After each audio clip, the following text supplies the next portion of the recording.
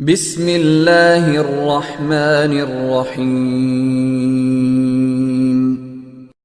الحمد للہ وکفى وسلام علی عباده الذین اصطفى اما بعد۔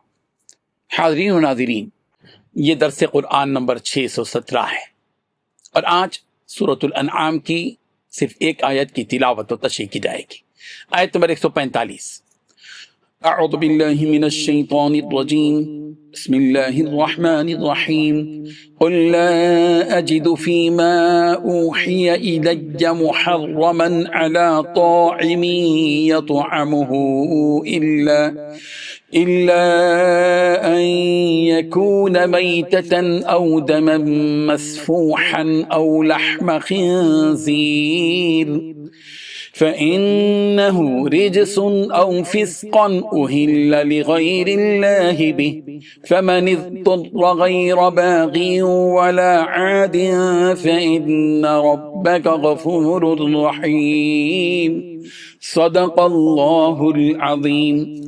لفظی ترجمہ یوں ہے، قل لا اجد، کہہ دیجئے میں نہیں پاتا، فیما اس میں جو اوحیا وحی کی گئی ہے، الیہ میری طرف، محرمن کوئی چیز حرام، علی طاعم کسی کھانے والے پر، یطعمہ جسے وہ کھائے، الا مگر، ان یکونا کہ ہو وہ، میتتن مردار، او دم مسفوحا یا خون بہایا ہوا، او لحم خنزیر یا گوشت سور کا، فإنہ رجس پس یقیناً وہ ناپاک ہے، او یا فسقاً وہ فسق ہو، اہلا کے نام پکارا گیا ہے، لغیر اللہ اللہ کے سوا کسی اور کا بھی اس پر، فمن اضطر پس جو شخص لاچار ہو جائے، غیر باغین بشرطے کہ نہ ہو وہ سرکش، ولا عادین اور نہ ہی حد سے گزرنے والا، فإن ربک تو بے شک آپ کا رب ہے، غفور الرحیم بہت بخشنے والا، نہایت رحم کرنے والا۔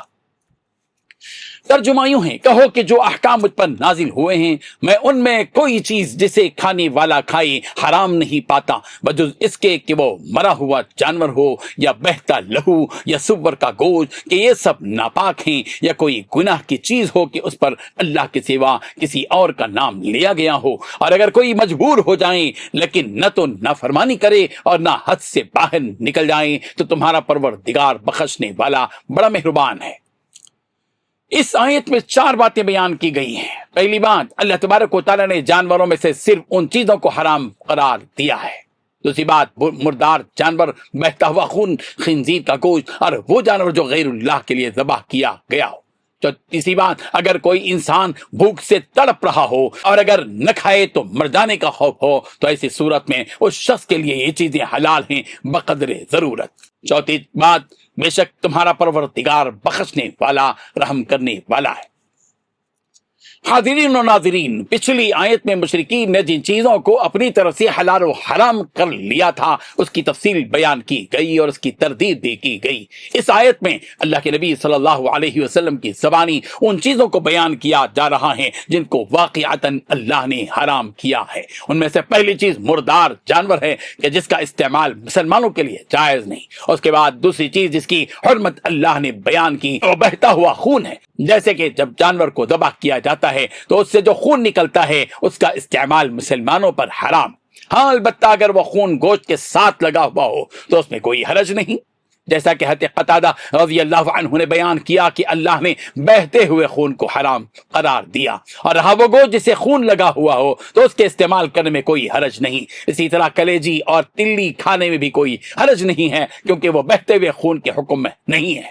اسی طرح اللہ تعالیٰ نے خنزیر کو رجس اور فسق کہا، یعنی وہ مکمل نجس ہے، اس کے بال، اس کی جلد، اس کا گوشت، اس کی ہڈی، ہر چیز حرام ہے۔ اسی لیے اس کی حرمت کو بیان کرنے کے لیے رب ذوالجلال نے رجسن اور فسقن کہا ہے، اور اسی کے ساتھ ساتھ وہ جانور بھی حرام ہیں جنہیں ذبح کرتے وقت عمدن اللہ کا نام نہ لیا گیا ہو۔ ان تمام کی حرمت بیان کرنے کے بعد اللہ تبارک و تعالیٰ فرماتے ہیں کہ اگر کوئی انسان ایسی حالت میں ہو کہ اگر کچھ نہ کھائے تو مر جائے گا، تو ایسی صورت میں اس شخص کے لیے ان حرام کردہ چیزوں میں سے اسی قدر کھانے کی گنجائش ہے جس سے اس کی جان بچ سکے۔ اس مقدار سے زیادہ کھانا اس شخص کے لیے بھی جائز نہیں ہے۔ اللہ تبارک و تعالی ہم سب کو حرام چیزوں سے بچائے، حلال چیزیں کھانے کی توفیق عطا فرمائے۔ آمین۔ وآخر دعوانا ان الحمد للہ رب العالمین۔ ڈیلی درس قرآن کو سبسکرائب کیجئے، اپنے تاثرات اور مشورے ارسال کیجئے اور متعلقین کے گروپ بنا کر انہیں روزانہ درس قرآن بھیجیں اور اجر ثواب پائیں۔